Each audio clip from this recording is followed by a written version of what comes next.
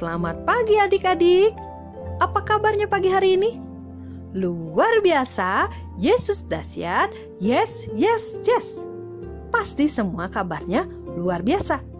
Senang sekali Tante Ika bisa menemui adik-adik secara virtual dalam sekolah minggu online kita. Sudah siap untuk sekolah minggu? Baik, mengawali sekolah minggu kita akan berdoa. Lipat tanganmu, tutup matamu, kita berdoa menghadap Tuhan. Tuhan Yesus yang baik, terima kasih untuk pagi hari ini. Terima kasih untuk setiap berkat dan anugerah Tuhan yang Tuhan anugerahkan bagi kami. Kami sehat, kami damai sejahtera, dan kami selalu dilimpahi dengan sukacita dari Tuhan. Kami mau sekolah minggu, kami mau menikmati hadirat Tuhan. Kami berdoa Tuhan, pakai waktu yang singkat ini supaya kami boleh mengenal Engkau lebih dalam. Anugerahkan hikmat dan wahyu bagi kami. Terima kasih Tuhan Yesus yang baik, ini doa kami di dalam nama Yesus, haleluya. Amin. Selamat sekolah minggu adik-adik.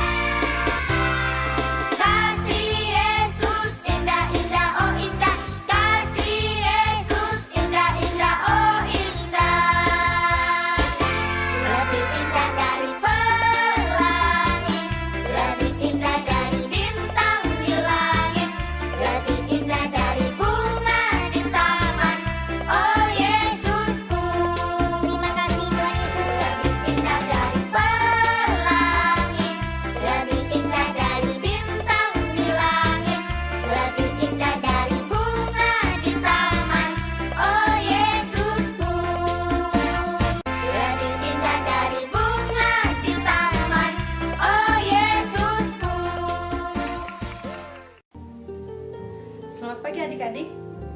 Sekarang kita akan dengarkan firman Tuhan. Kita akan belajar dari Raja Daud. Adik-adik tahu Raja Daud juga pernah lakukan kesalahan loh. Tapi kita mau belajar apa yang dia lakukan setelah itu. Adik-adik saksikan dulu video ini, nanti kita bahas ya. Ini dia videonya. Pendaftaran dan hukuman. 1 Tawarik 21. Iblis bangkit melawan orang Israel, dan ia membujuk Daud untuk menghitung orang Israel. Lalu berkatalah Daud kepada Yoab dan kepada para pemuka rakyat, "Pergilah, hitunglah orang Israel dari Beersheba sampai Dan, dan bawalah hasilnya kepadaku supaya aku tahu jumlah mereka." Lalu berkatalah Yoab, "Kiranya Tuhan menambahi rakyatnya 100 kali lipat daripada yang ada sekarang. Ya Tuanku Raja, bukankah mereka sekalian hamba-hamba Tuanku? Mengapa Tuanku menuntut hal ini? Mengapa orang Israel harus menanggung kesalahan oleh karena hal itu?" Namun titah raja itu terpaksa diikuti oleh Yoab. Maka pergilah Yoab menjelajahi seluruh Israel, kemudian kembali ke Yerusalem. Lalu Yoab memberitahukan kepada Daud hasil pendaftaran rakyat. Di antara seluruh orang Israel ada 1.100.000 orang yang dapat memegang pedang, dan orang Yehuda ada 470.000 orang yang dapat memegang pedang. Orang Lewi dan Benyamin tidak dimasukkannya dalam pendaftaran, sebab titah raja itu dianggap keji oleh Yoab. Tetapi hal itu jahat di mata Allah, sebab itu dihajarnya orang Israel. Lalu berkatalah Daud kepada Allah, "Aku telah berdosa karena melakukan hal ini. Maka sekarang jauhkanlah kiranya kesalahan hamba-Mu, sebab perbuatanku itu sangat bodoh." Tetapi berfirmanlah Tuhan kepada Gad pelihat Daud, "Pergilah, katakanlah kepada Daud, beginilah firman Tuhan, 3 perkara kuhadapkan kepadamu. Pilihlah salah satu di antaranya, maka aku akan melakukannya kepadamu." Kemudian datanglah Gad kepada Daud. Lalu berkatalah ia kepadanya, "Beginilah firman Tuhan, haruslah engkau memilih 3 tahun kelaparan, atau 3 bulan lamanya melarikan diri dari hadapan lawanmu, sedang pedang musuhmu menyusul engkau, atau 3 hari pedang Tuhan, yakni penyakit sampar ada di negeri ini. dan malaikat Tuhan mendatangkan kemusnahan di seluruh daerah orang Israel. Maka sekarang timbanglah, jawab apa yang harus kusampaikan kepada yang mengutus aku. Lalu berkatalah Daud kepada Gad, sangat susah hatiku, biarlah kiranya aku jatuh ke dalam tangan Tuhan, sebab sangat besar kasih sayangnya. Tetapi janganlah aku jatuh ke dalam tangan manusia. Jadi Tuhan mendatangkan penyakit sampar atas orang Israel. Maka tewaslah dari orang Israel 30.000 orang. Pula Allah mengutus malaikat ke Yerusalem untuk memusnahkannya. Dan ketika hendak dimusnahkannya, maka Tuhan melihatnya, lalu menyesallah ia karena malapetaka yang hendak didatangkannya itu. Lalu berfirmanlah ia kepada malaikat pemusnah itu, cukup, turunkanlah sekarang tanganmu itu. Dan pada waktu itu malaikat Tuhan itu sedang berdiri dekat tempat pengirikan Ornan orang Yebus. Ketika Daud mengangkat mukanya, maka dilihatnyalah malaikat Tuhan berdiri di antara bumi dan langit, dengan di tangannya pedang terhunus yang diacungkan ke atas Yerusalem. Lalu dengan berpakaian kain kabung sujudlah Daud dan para tua-tua, dan berkatalah Daud kepada Allah, bukankah aku ini yang menyuruh menghitung rakyat, dan aku sendirilah yang telah berdosa dan yang melakukan kejahatan? Tapi domba-domba ini, apakah yang dilakukan mereka? Ya Tuhan Allahku, biarkanlah kiranya tanganmu menimpa aku dan kaum keluargaku, tapi janganlah tulah menimpa umatmu. Kemudian malaikat Tuhan menyuruh Gad mengatakan kepada Daud bahwa Daud harus pergi untuk mendirikan mezbah bagi Tuhan di tempat pengirikan Ornan orang Yebus itu. Lalu pergilah Daud sesuai dengan perkataan Gad yang diucapkannya demi nama Tuhan. Ornan sedang mengirik gandum ketika ia memalingkan diri, dilihatnya malaikat itu. Keempat anaknya yang bersama-sama dengan dia menyembunyikan diri.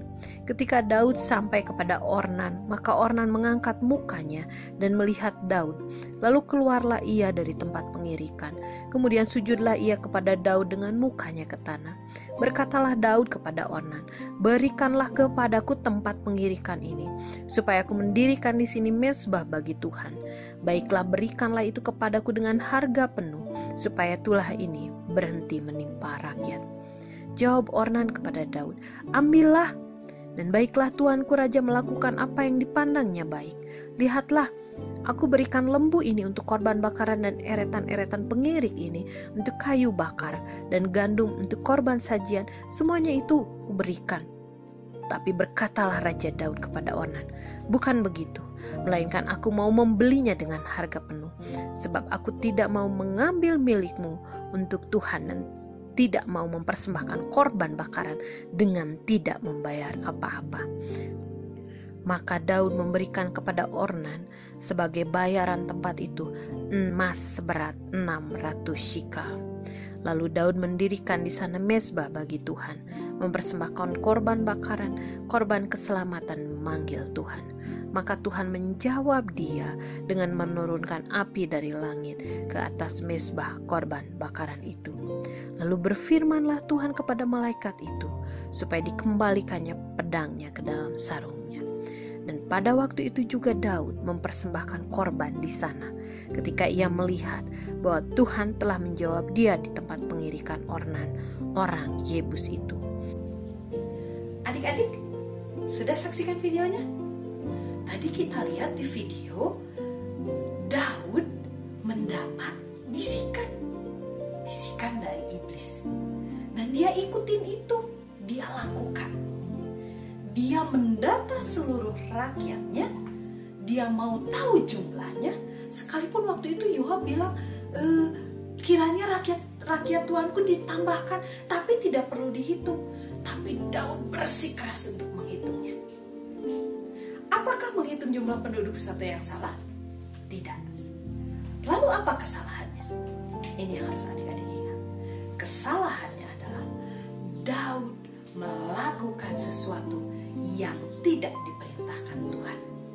Dia melakukan sesuatu dari suara bisikan iblis. Hati-hati adik-adik, kita belajar pagi hari ini bahkan untuk sesuatu yang nampaknya baik, jika itu tidak berasal dari Tuhan, itu menjadi sebuah kesalahan. Maka pakailah kebenaran untuk mengukurnya, bukan perasaan kita. Ya, hari ini kita belajar bahwa segala sesuatu yang di luar Tuhan, di luar kebenaran Tuhan, itu adalah dosa. Itu adalah pelanggaran. Yang kedua yang kita pelajari adalah kita lihat respon Daud ketika dia menyadari bahwa dia telah melakukan kesalahan. Dia tidak langsung mengatakan, ya sudahlah aku orang berdosa, udahlah. Dia tidak lakukan seperti itu. Tapi yang dia lakukan, dia datang kepada Tuhan, dia minta ampun kepada Tuhan. Ketika dihadapkan dengan 3 hukuman, jawaban Daud menjadi inspirasi buat kita. Dia katakan, jauh lebih baik untuk aku jatuh kepada tangan Tuhan karena besar kasih setia Tuhan. Nah, ini harus kita ingat sama-sama. Ketika mungkin satu saat kita lakukan kesalahan, jangan malah lari meninggalkan Tuhan. Jangan malah lari meninggalkan kebenaran Tuhan. Itu membuat kita terjerumus lebih dalam kepada dosa kita.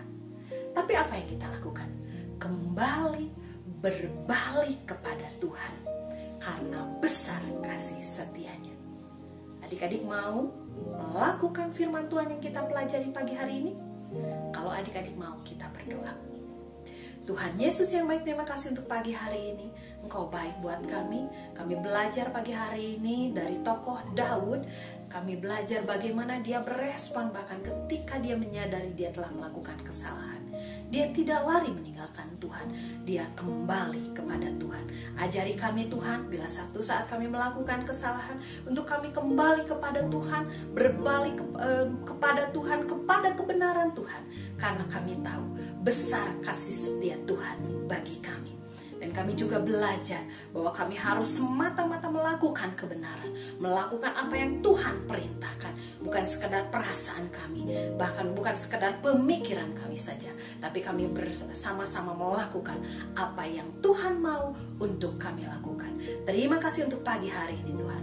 Kami berdoa memberkati adik-adik yang menyaksikan tayangan video ini dengan rasa takut dan hormat akan Tuhan, dengan cinta akan Tuhan. Diberkati studinya, diberkati pergaulannya, diberkati masa depan penuh pengharapan jadi bagian mereka, diberkati keluarganya, usaha pekerjaan orang tuanya diberkati di dalam nama Yesus Tuhan. Nah, kami berdoa memberkati bangsa dan negara kami juga Tuhan.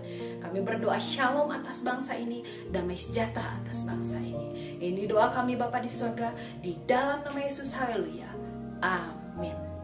Adik-adik, sekolah minggu kita selesai. Tuhan Yesus memberkati.